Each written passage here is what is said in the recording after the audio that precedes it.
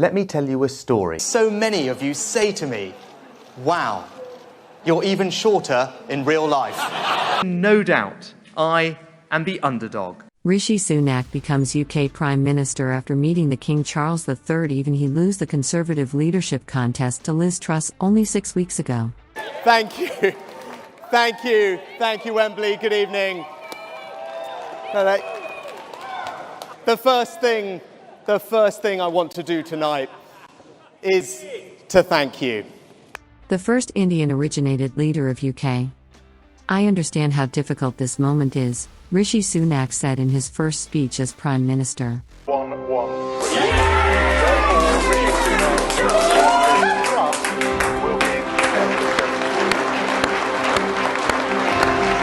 Guys, we totally smashed it. Well done. Right. He made a brief reference to the conflict in Ukraine, saying he comes to power in the midst of a terrible war that must be seen successfully to its conclusions. It is my life to give back the party I love to the country I owe so much to.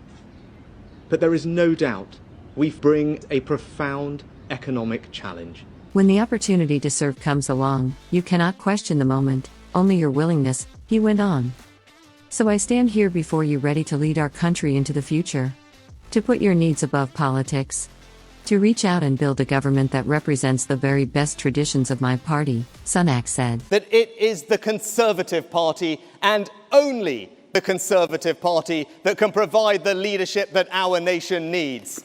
Sunak was born on May 12, 1980 in Southampton, Hampshire, to African-born Hindu parents of Indian Punjabi descent, Yashvir and Usha Sunak. He is the eldest of 3 siblings.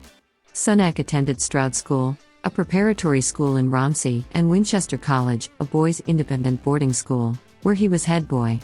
He was a waiter at a curry house in Southampton during his summer holidays. He read philosophy. Someone has to grip this moment and make the right decisions. That's why I'm standing, to be the next leader of the Conservative Party and your Prime Minister. Politics and economics at Lincoln College, Oxford, graduating with a first in 2001. During his time at university, he undertook an internship at Conservative campaign headquarters. In 2006, he gained an MBA from Stanford University, where he was a Fulbright scholar. Rishi Sunak has promised to place integrity and accountability at the heart of his premiership, but batted back calls for a general election in his first speech as Prime Minister. No, extremely and sincerely sorry. Let's just talk about that figure if you may, because of course... No, I'm just about to, Ben.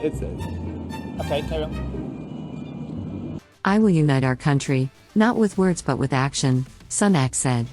This government will have integrity, professionalism and accountability at every level, he added, in an attempt to distance himself from the tenure of Boris Johnson, which was brought down by repeated scandals over dishonesty. Sunak takes on the role at a time of deep economic crisis, and is expected to make tough decisions on taxation and public spending that may prove unpopular. A recent mini-budget by Truss. I'd like to pay tribute to Liz Truss for her dedicated public service to the country. I am humbled and honoured to have the support of my exceptionally difficult colleagues and to be elected as leader of the Conservative and Unionist country. Which triggered her downfall, pushed up borrowing costs and mortgage rates, and sent investors fleeing. British government bonds rallied aggressively in the run-up to Sunak's victory, and extended their gains on Monday. Mr. Sunak takes office as the third Conservative Prime Minister since the party won the last general election in 2019, prompting Labour to lead calls for an early general election as a result. In his speech on Monday, which took place behind closed doors, Mr. Sunak told Tory MPs this was going to be a tough period and ruled out an early general election, MP Simon Hoare said. The former Chancellor said the Conservative Party, trailing Labour in the polls by huge margins, was facing an existential threat, but could win the next election by uniting. What do you think about Rishi Sunak? I want to lead this country in the right direction. I ran the toughest department in government during the toughest times when we faced the nightmare of COVID.